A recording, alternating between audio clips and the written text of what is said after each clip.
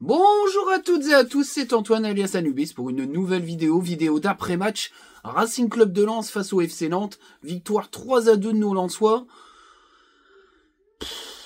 C'était plus que poussif, la tronche de Will Steele à la fin du match était sans équivoque. Ça a été un match très compliqué, on est vraiment en difficulté, on va parler un petit peu de tout ça. Et je vais vraiment appuyer là où ça fait mal. Sincèrement, j'en ai un petit peu marre de toute cette mansuétude envers certains joueurs. Je pense aujourd'hui que ce match est l'exemple précis que la saison dernière est une anomalie totale au vu de ce qui s'est passé sur le terrain sur la deuxième partie de saison, et que tu finis 7ème, t'as une grosse chatte, et que on va très vite voir dans mon analyse que cette équipe-là a pas le niveau pour jouer le top 7. Voilà. Et quand je parle de cette équipe-là, je parle de l'équipe de la saison dernière. On va commencer par le 11 de départ avec Brice Samba dans les buts, le trio légendaire, qui ne sera plus le trio légendaire très très longtemps. Grady, Danso, Medina. Alors, c'est l'organisation tactique de l'équipe était quelque peu différente. Alors en piston ça change pas, c'est Machado à gauche et Frankowski à droite. Mais par contre l'organisation, c'était plutôt un 3-5-1-1 qu'un 3-5-2 ou un 3-4 ou un 3-4-1-2. C'était plutôt un 3-5-1 de la part de Will Steele, donc avec un milieu de terrain à 3, avec El Ainaoui, Diouf un peu excentré, et puis Thomasson, on va dire un peu plus reculé dans ce milieu de terrain-là, premier relayeur, et puis après Pereira da Costa devant Rémi Labo-Lascari. Alors même si c'est pas forcément la formation en mode Franquet, c'est-à-dire le fameux 3-4-2-1, c'est clairement le 11 de départ de la saison dernière. Il y a quelques... Franchement, c'est le 11 de départ de la saison dernière. C'est tout, il n'y a rien à dire d'autre. La différence, c'est que t'as pas Wai devant, mais t'as Rémi Labo-Lascari. Qu'est-ce que j'ai pensé de ce 11 ? C'est le 11 que tu pouvais faire avec ce que t'avais. Clairement, lui, à la différence de Francaise, il fait avec ce qu'il a. Il avait une attaque complètement à poil. Pour moi, c'était la formation la plus logique d'aligner Lainaoui et Diouf en créateur, en joueur capable d'éliminer techniquement. Thomasson, il se plaît bien dans ce rôle de milieu de terrain un petit peu reculé, où sa technique et sa vista font le boulot, même si j'ai trouvé qu'il a été un petit peu plus bas. Depuis certains matchs, il y a un contre-coup. Et puis Rémi Labo-Lascari, c'est sa première titularisation. Ou sa deuxième, je sais plus. Mais c'est un jeune joueur. Faut être conciliant avec lui, mais tout seul devant comme ça, c'est un peu compliqué. Maintenant, je pense qu'il comptait sur le fait que Nantes joue vachement bloc bas pour avoir un peu plus l'emprise sur le jeu. Ça n'a pas été du tout le cas, puisque Antoine Comboiré a concocté une équipe avec 3 éléments offensifs qui prenaient en chasse les 3 défenseurs centraux de l'équipe lensoise, et ça a posé beaucoup de problèmes à Will Steele. En tout cas, c'était plutôt bien joué de la part d'Antoine Comboiré. Maintenant, DPDC, pour moi, il a plus de niveau pour jouer en Ligue 1. Enfin, en tout cas, il a plus de niveau pour jouer à Lens, comme plein d'autres joueurs de cet effectif. Et Jonathan Grady, pour moi, c'est un joueur qui est en fin de parcours. Face à Moses Simon, j'étais extrêmement inquiet parce qu'il a été extrêmement mauvais face aux joueurs véloces de championnat depuis le début de la saison. On va voir dans les notations et dans l'analyse que je m'étais pas trompé et que mes craintes étaient fondées. Maintenant, Kuzanov est pas là pendant 2 matchs. Alors, bien sûr, Grady, et ça, les commentateurs sont loupés, Grady sera absent face à Marseille, puisque malheureusement, malheureusement pour lui, pour nous, je sais pas si c'est vraiment malheureusement, il est suspendu pour Marseille, mais au vu de la prestation dont je vais parler très rapidement, je pense que ça va être compliqué pour lui de revoir le 11 titulaire, à moins d'une, je le souhaite pas, d'une blessure de Kuzanov, mais en tout cas c'est très compliqué pour lui cette saison, et je pense que c'est une période de transition pour lui, c'est une fin de cycle pour lui, et c'est un peu compliqué. Et ce 11, malheureusement, c'est pas un 11 qui peut aller jouer le top 7, parce que ce 11-là, déjà l'année dernière, pouvait pas jouer le top 7. Alors bien sûr, on a entendu sur les Twitter les habituels suceurs de Hayes et suceurs de Pouille nous raconter que ce 11-là était 7ème l'année dernière, que si Steele n'arrive pas à le faire jouer, c'est que Steele est nul.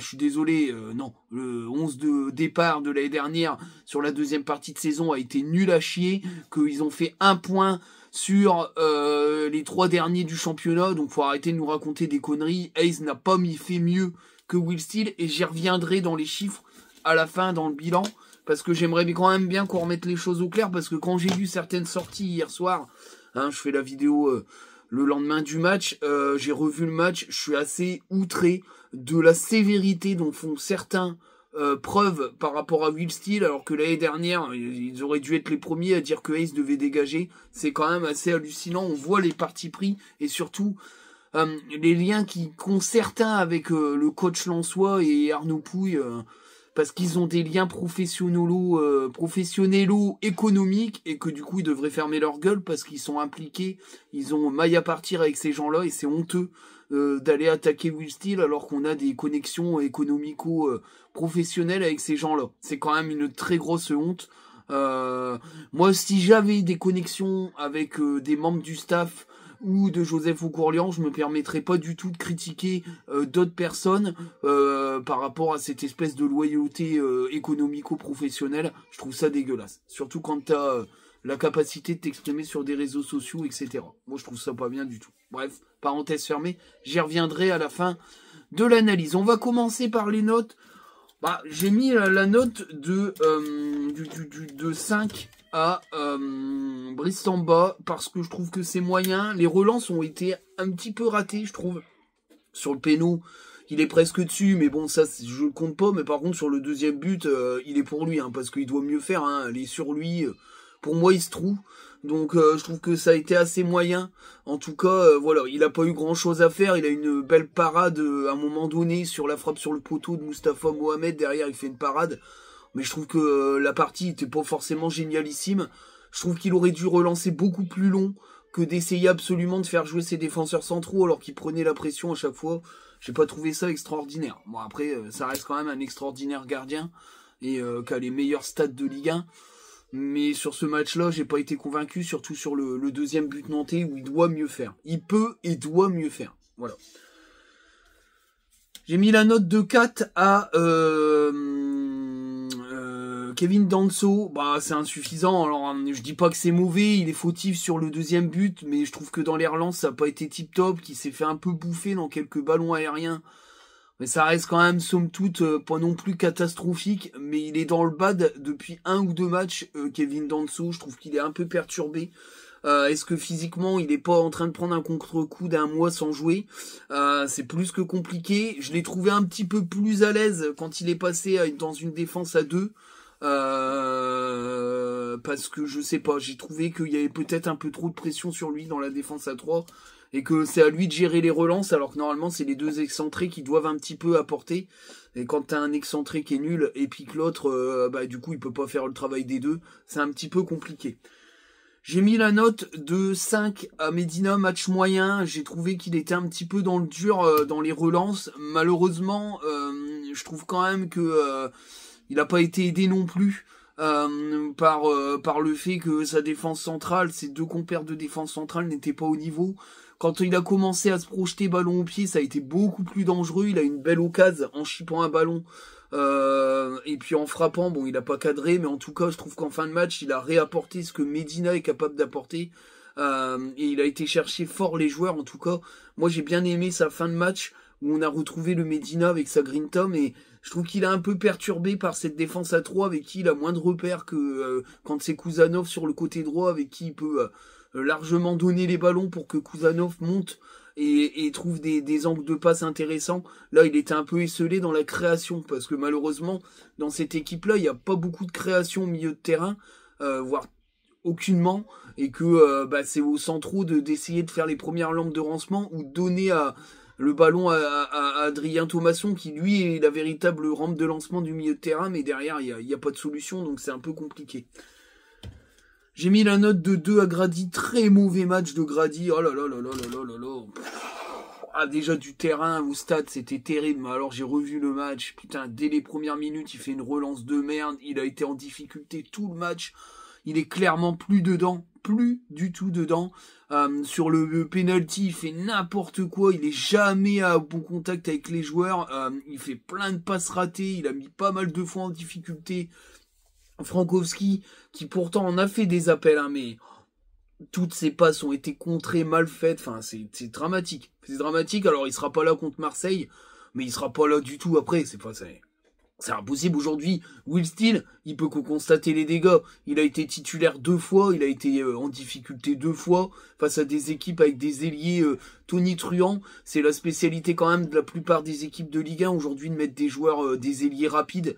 On va se faire niquer par plein d'équipes avec comment dire, Grady titulaire. Aujourd'hui, il peut plus être titulaire à ce poste-là. C'est plus possible. Voilà, c'est plus possible. Clairement, il a montré ses limites et il a fait plein d'erreurs et c'est lui qui sort. Hein. C'est lui qui sort. C'est pas anodin que tu sors lui et pas Medina pour la défense à 2 parce que tu peux mettre 2 droitiers dans une défense. Hein. C'est pas un problème dans une défense à 2. Tu peux mettre 2 joueurs droitiers. Il sort, c'est parce qu'il est le moins bon des 3. Il a été extrêmement le moins bon des 3. Frankowski, j'ai mis la note de 7. Moi, je trouve qu'il fait un bon match. Il s'est battu, il a exécuté pas mal de centres qui ont été dangereux, marque le péno. Moi, je trouve que ça a été pas mal. Après, quelques relances ratées, quelques gestes techniques un peu compliqués, mais il n'a pas été le seul. Mais en tout cas, voilà, je trouve que la partie a été quand même très intéressante de sa part. On revoit un peu un Frankowski capable de créer des choses et de centrer le ballon pour peu qu'on lui donne, puisqu'il n'a pas été vraiment très bien servi par Grady. Le peu de fois où il a pu combiner, il a apporté des centres dangereux qui ont déstabilisé une défense nantaise quand même assez coupable sur ce match, parce que c'est elle qui fait perdre le match de son équipe, puisqu'ils auraient pu le gagner 15 minutes avant, et que sur des erreurs défensives, ils ont perdu le match en 5 minutes. C'est quand même catastrophique pour Nantes. Voilà, Palois, c'est un peu la même chose. Il est capable de faire de bonnes choses, mais il est en fin de parcours, et je pense que c'est assez compliqué pour lui. De l'autre côté, j'ai mis la note de 8 à Machado. Moi, je trouve qu'il fait un très bon match.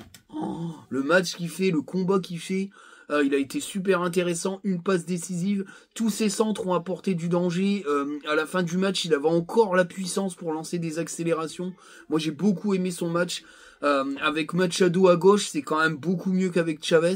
Et j'ai bien aimé sa partie. Franchement, c'était intéressant. J'ai mis la note de 7 à Thomasson. À quelques pertes de balles coupables, mais je trouve que dans ce rôle un peu de milieu de terrain reculé, un peu lampe de rancement, je trouve qu'il est bon. Dans marque un but. Clairement, alors pourquoi je mets pas la note de 8 comme à Machado? Parce que je trouve que sur certaines séquences il a été un petit peu faible physiquement, mais en tout cas dans toute la globalité du match, il fait un bon match. Moi je trouve que techniquement des fois il se perd un peu, mais le nettoyage du ballon qu'il fait pour remettre son équipe dans le sens de la marche, c'est quand même assez intéressant.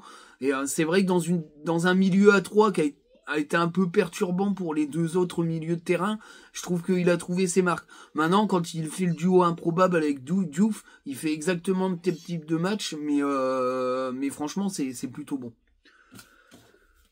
J'ai mis la note de 6 à El Ainaoui pour une première titularisation. Je crois que c'est sa première de la saison, si je dis pas de bêtises, il faudra me le redire. En tout cas, j'ai trouvé ça correct.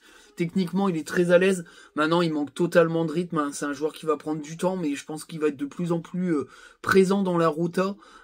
J'ai vraiment trouvé très intéressante ses capacités techniques de nettoyer le ballon. Maintenant, il a pas assez osé offensivement et dans la configuration d'équipe, il était impossible pour lui de se projeter. Il y avait trop de danger derrière son dos.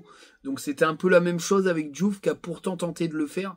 En tout cas, voilà, j'ai trouvé que c'était plutôt intéressant. J'ai mis la note, j'ai hésité, mais j'ai revu le match, j'ai mis la note de 6 à Diouf. Ça reste somme toute correct parce que techniquement il est capable de se projeter, mais il avait aucune solution.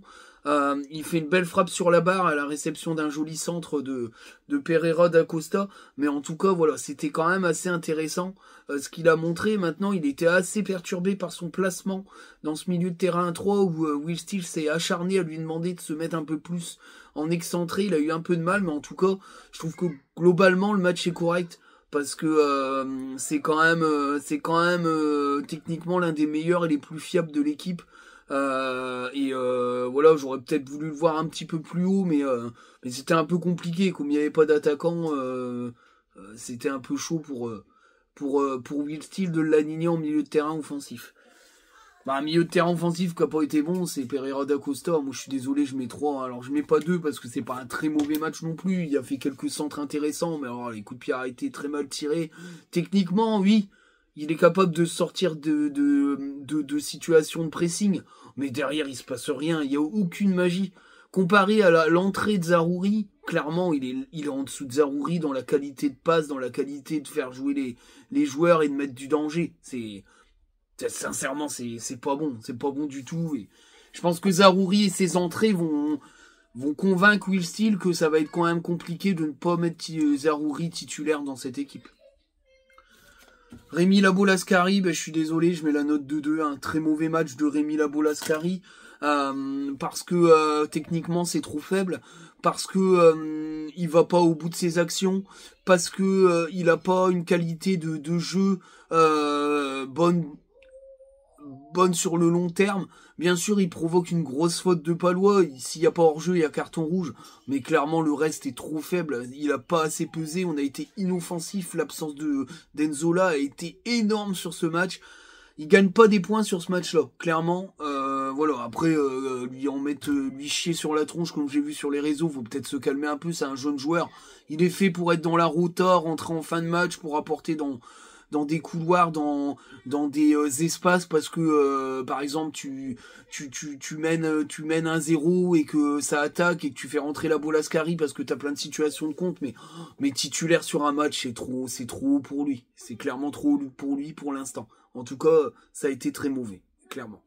Au niveau des remplaçants, Sotoka, j'ai mis la note de 6, fait une entrée correcte. Bon, après, il rate la manquable, il doit la mettre. C'est pour ça aussi qu'il a pas 7. Je pense que s'il met le but, je mets une meilleure note. Sinon, il s'est battu sur le terrain, il a gagné pas mal de duels. Techniquement, il a apporté. Mais voilà, moi, je l'aime bien comme ça. C'est-à-dire en sortie de banc. Je pense que c'est très compliqué pour lui aujourd'hui d'exister en attaque. Malheureusement, il est gagnant parce qu'aujourd'hui, il n'y a pas Satriano. Mais clairement, c'est le titulariser, pour moi, c'est très compliqué à la pointe de l'attaque. On le voit bien parce que n'importe quel attaquant d'un meilleur niveau, il la met au fond des filets, cette grosse occasion avec Fujini qui fait de la technique. C'est clairement compliqué. Voilà. Mais ça reste quand même une entrée correcte. Voilà. Alors après, sur les réseaux, je prends encore un peu des shitstorms parce que je dis tout le monde s'enflamme avec Sotoka sur tous les groupies. Moi, je trouve que ça n'a pas été l'entrée la plus impactante du match, mais il fait une entrée correcte. Mais c'est pas lui qui change la face du match. Je suis désolé, il faut dire ce qui est. Clairement, c'est pas lui du tout.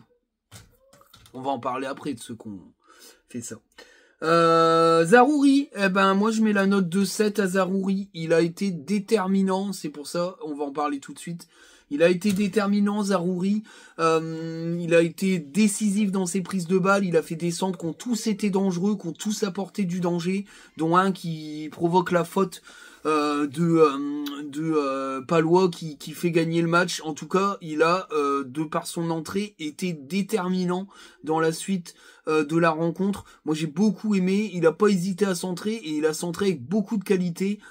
C'est bien. La part de Zaroury, je trouve que voilà, il doit se montrer un petit peu plus. Il doit aussi montrer plus de choses et surtout, il doit être titulaire. Voilà, c'est exactement ce que je pense. OG Diran, j'ai mis la note de 8, il fait une très bonne entrée, c'est pareil, ça va être compliqué, ça va être très compliqué à l'avenir de ne pas se passer d'OG Diran comme un titulaire. Son entrée a carrément redynamisé toute l'équipe, prise de balle, technique, qualité de passe, qualité devant le but, sur la passe décisive de Machado, il met le ballon là où il faut, il a fait une entrée canon et une entrée très remarquée. En tout cas, je l'analyserai dans les débriefings. Ceux qui ont fait basculer le match, c'est les recrues. Voilà. Alors quand j'entends que le recrutement a été raté, non, les arrivées des recrues, elles ont tout apporté au club. C'est les joueurs qui étaient là avant qui sont nuls. C'est tout, faut dire ce qui est. Enfin, nuls. Ils sont pas tous nuls. Alors Diouf, je le compte pas parce que Diouf il jouait pas avec Hayes. Donc les joueurs qui ont pas trop joué avec Hayes ont montré des choses. Le reste de l'effectif est pas au niveau et c'est les anciens, c'est pas les nouveaux. Voilà. Mais en tout cas, j'ai beaucoup aimé OG Diran. Ça va être compliqué de se passer de lui. Je pense que dans la rota, c'est le premier qui rentre, voire c'est même le premier qui est titulaire. Ça va être compliqué. Fujini, je mets la note de 7, il fait une bonne entrée, mais moi j'aimerais bien voir un Fujini comme ça à chaque entrée. Techniquement, il a apporté, c'est lui qui est sur la grosse occasion où Sotoka se foire. Dans toutes les prises de balles, il a réussi à se projeter, à amener des choses. Maintenant, il faut qu'il reste sur le banc, faire jouer Zaroury et le faire rentrer en fin de match pour qu'il apporte cette qualité-là et pas les matchs ternes qu'on voit depuis qu'il est arrivé à Lens. Donc en tout cas, il fait une bonne entrée, moi j'ai bien aimé. J'ai bien aimé ce qu'il a montré. Voilà. Will Steele, en fait, je suis assez mitigé parce que autant je trouve que l'animation a pas été terrible, mais il fait avec ce qu'il a. Autant moi je trouve que les changements ont impacté et qu'il a fait gagner son équipe parce qu'il a fait rentrer les joueurs au bon endroit au bon moment et que son changement tactique a fait gagner le match. Parce que quand il a rebascule sur une défense à 2, je nous ai trouvé beaucoup plus intéressants. Alors, je pense pas que la défense à 2 c'est l'avenir de cette équipe. Je pense surtout qu'il faut que les mecs reviennent. Kuzanov, Enzola, t'as Kuzanov, Enzola, tu rejoues en 3-4-1-2 parce que je pense que c'est le mieux. Maintenant, Ogé Diran, ça va être compliqué de le faire sauter. Est-ce que tu le fais sauter ou alors tu mets Zarouri sur le banc, tu fais monter Diouf en 10 derrière Enzola, Sotoka, pourquoi pas, avec Ogé Diran et Thomasson.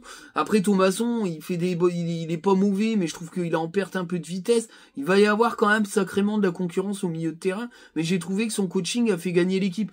Maintenant, il peut pas faire jouer une équipe qui a été mauvaise la saison dernière mieux que Francaise, mais dans l'analyse, je vais vous dire, pour moi, il fait un meilleur début de saison que l'année dernière que Francaise. Il y a rien à dire là-dessus.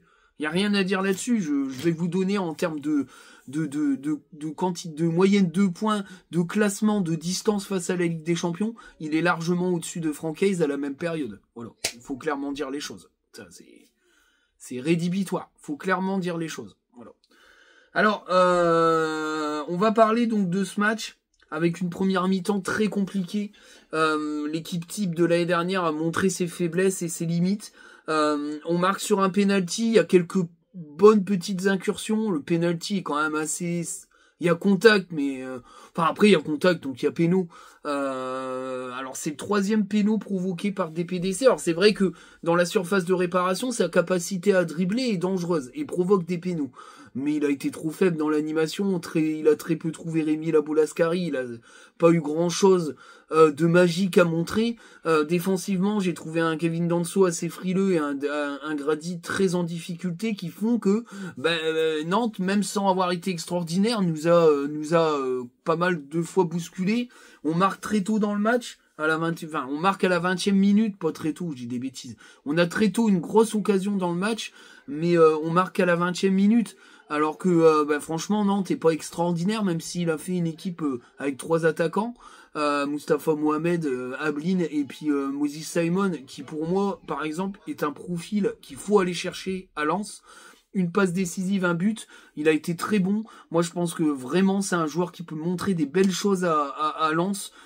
Avec le système de jeu un peu à la rémoise de Will Steele, c'est carrément un joueur qui peut prendre la place d'un Ito dans une organisation à la Will Steele. En tout cas, j'aime beaucoup le joueur. J'aime beaucoup ce qu'il dégage et ce qu'il montre. Si aujourd'hui Nantes ne descend pas, c'est parce que Moses Simon fait des stats, clairement. Mais voilà, alors on se fait égaliser un quart d'heure plus tard. Parce qu'on joue pas et qu'on n'est pas bon et que au final Grady qui est tellement en difficulté déséquilibre défensivement l'équipe et on se retrouve à prendre ce penalty qui est logique parce que il peut pas faire autrement de faire faute Medina parce qu'il est trop en retard, parce que Grady est méga en retard et qu'on est en retard sur toute l'action. C'est vrai qu'on est même dans le pressing, je trouve qu'on a eu un temps de retard, le contre-pressing était pas toujours bon. Il y a beaucoup de pression sur cette équipe, même si Will Steele essaye de faire une com en mode il y a zéro pression, il y a beaucoup de pression. Il y a beaucoup de pression parce qu'il y a beaucoup de joueurs qui sont pas à leur niveau et surtout des cadres de la saison dernière, j'appuie dessus. Parce qu'aujourd'hui, quand on nous balance que la nouvelle direction fait pas mieux que l'ancienne, bah ouais, mais le problème c'est que la nouvelle direction a la même équipe que l'ancienne, donc ils peuvent pas faire du neuf avec du vieux, et qu'aujourd'hui le problème de Lens, c'est ces joueurs-là qui n'ont pas été à la hauteur déjà en fin de saison dernière et en début de cette saison.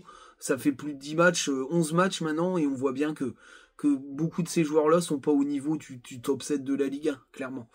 Donc voilà, on aurait pu aussi avoir de grosses désillusions dès la première mi-temps, on aurait pu se prendre des buts, en tout cas voilà, il y a eu même une réponse très vite à la première grosse occasion de Lens. Derrière il y a une grosse occasion de Nantes, on s'est rendu coup pour coup mais pas dans un beau match, dans un match compliqué où je vous rappelle que Nantes a pas montré grand chose.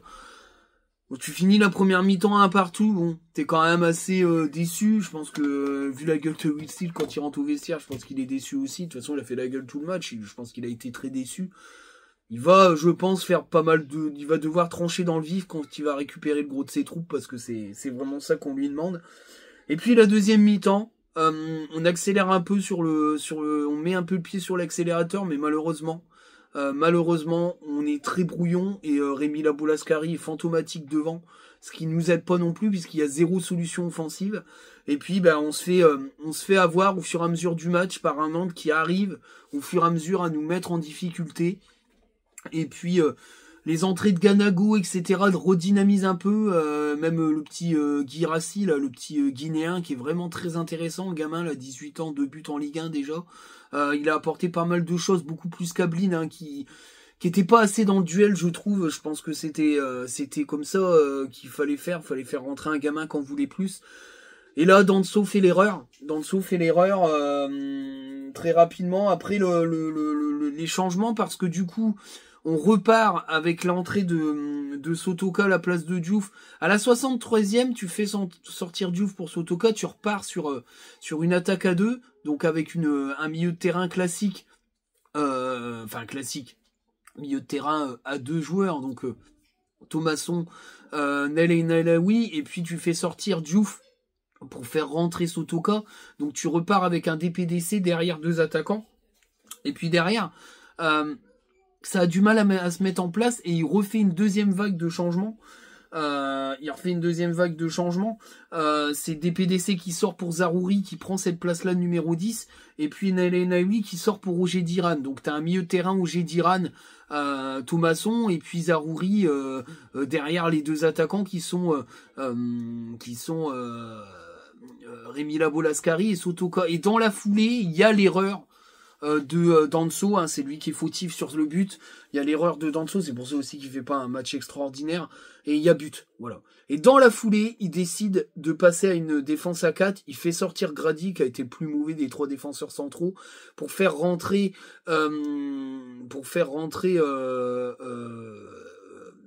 Fujini.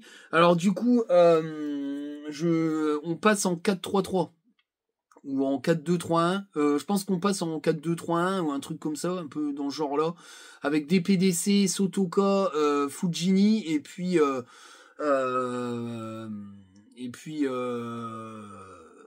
Rémi Labolascari tout seul en pointe.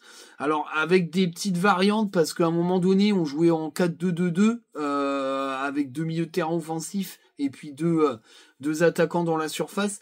Mais en tout cas, on était passé à une défense à 4 avec un peu plus de matière devant. Je trouve que ça a plutôt bien marché et que les entrants, Oger Diran, Zarouri, les nouvelles recrues, ont fait beaucoup de mal à la défense nantaise, les ont mis vraiment en difficulté. Et puis, Fujini a fait plutôt une bonne entrée, ce qui nous a permis de remporter ce match sur une dernière gagade légendaire de Palois et de remporter ce match 3-2. Voilà. Alors, vu la gueule de Steele quand il sort en hochant la tête, il est pas content du tout et tout le monde n'est pas content. Hein. Maintenant, les faits sont là. T'as 17 points. T'es à 3 points de la deuxième ou troisième place du championnat, ce qui est pas dégueu.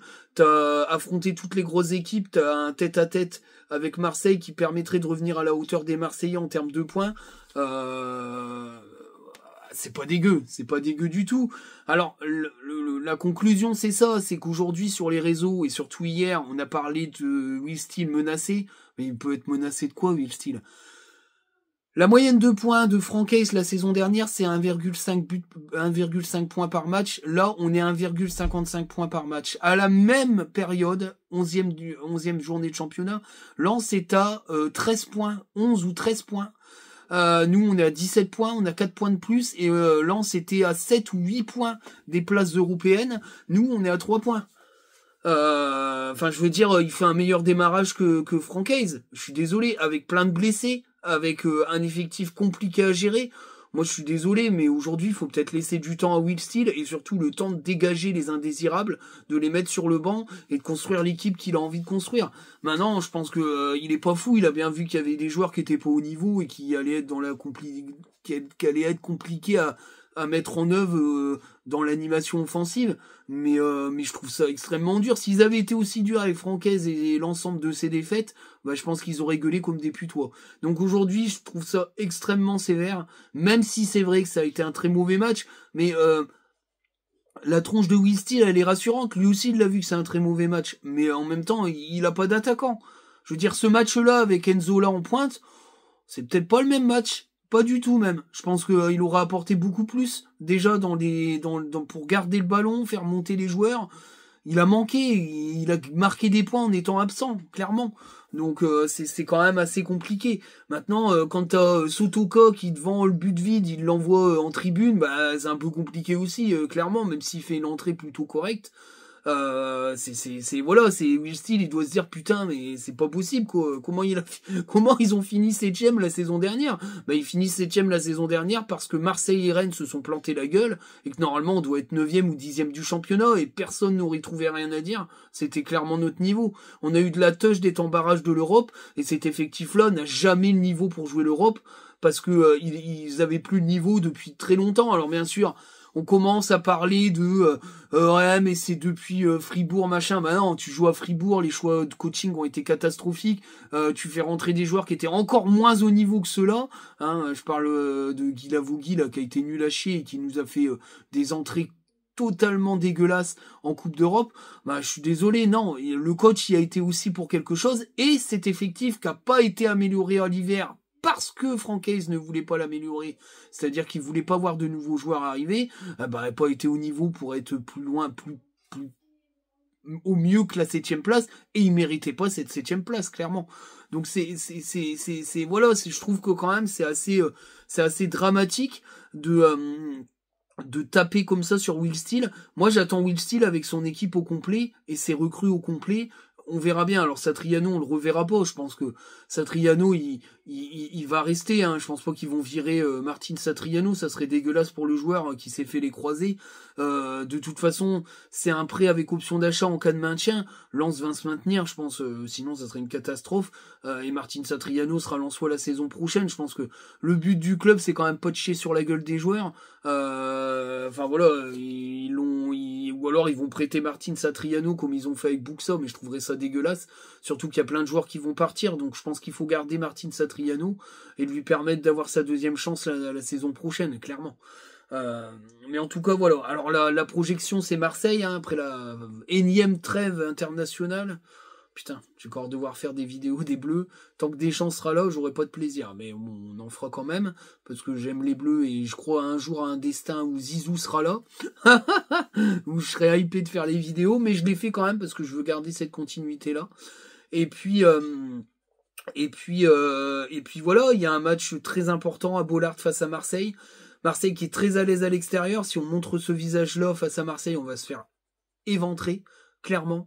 Gradin sera pas là, ce qui veut dire qu'on va peut-être avoir affaire à une défense à 2, parce que j'ai du mal à moins qu'ils mettent Malang Sarr à droite, hein, c'est possible, hein, Malang Sarr, Danso et Medina dans une défense à 3. Il peut aussi tenter de mettre une défense à 2 avec un milieu de terrain renforcé, jouer en 4-5-1, pourquoi pas, avec Enzo là, mais on verra bien, mais en tout cas c'est un match capital pour rester au contact de la Ligue des Champions, parce qu'on pourra dire ce qu'on veut, aujourd'hui de Will Steele, il est quand même à 3 points de la Ligue des Champions en ayant affronté toutes les grosses équipes. Il reste plus que Marseille et puis je sais plus qui à affronter, je sais plus qui c'est, Reims, je sais plus. On a affronté toutes les grosses équipes, il reste plus que Marseille et puis je sais plus qui. Mais voilà, après on a que des équipes à notre portée, des équipes en difficulté.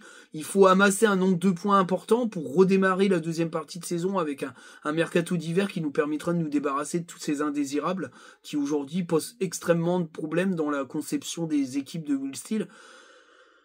Mais voilà, pour moi aujourd'hui le démarrage de Will Steele est pas dégueulasse. Maintenant c'est le pire match que j'ai vu depuis très très longtemps, mais avec une équipe type qui est celle de la saison dernière, c'est pas anodin. Voilà, c'est pas anodin. Donc on se revoit pour les vidéos des Bleus. Pour ceux qui n'en ont rien à foutre, la prochaine vidéo ça sera face à Marseille. On fera une petite vidéo actu entre les deux. On verra bien un petit peu ce qui se passe. Mais en tout cas, voilà, moi je reste confiant quand même. Je suis inquiet parce que si Je serais inquiet s'il n'y avait pas Enzola dans l'équipe. Et s'il n'y avait pas Zaroury, s'il n'y avait pas ces recrues-là, je serais très inquiet. Là, franchement, je pense que les mecs vont revenir, Kuzanov va revenir. Après Marseille, face à Marseille, on aura une défense new look ou une organisation défensive new look, mais j'ai confiance en Will Steele avec Enzola. Bon, Sotoka sera remis, donc je pense que Sotoka sera titulaire avec Enzola, on jouera à 2 pointes, ou alors avec Enzola tout seul et peut-être Sotoka derrière Enzola, enfin on verra bien. Mais en tout cas, DPDC, c'est pareil, il a rien à foutre titulaire. On verra un peu l'équipe que va balancer Will Steele face à Marseille. Après, c'est Marseille, il doit mettre la plus grosse équipe et il doit mettre une équipe performante. On est à domicile face à Marseille. On peut pas se permettre de mettre une équipe ultra défensive parce que il manque des joueurs. Enfin, ça, c'est pas possible. Donc c'est vrai que ce 4-5-1 me décevrait un peu, mais ça serait une possibilité. Maintenant, je pense qu'il va peut-être porter bien ses couilles parce qu'il l'a toujours fait depuis le début du championnat. Même s'il a fait quelques erreurs tactiques ou de coaching, ça reste un jeune entraîneur. Mais en tout cas, je prends du plaisir quand même à voir cette équipe depuis le début de la saison. Elle était assez méconnaissable sur ce match, mais résultat, on met 3 buts et on gagne le match alors qu'on marque très très peu depuis le début de la saison et qu'on a un joli visage. Donc voilà, sur ce, je vous dis à très bientôt. Salut les amis, la vidéo paraîtra dans l'après-midi ou en fin de journée. Ciao.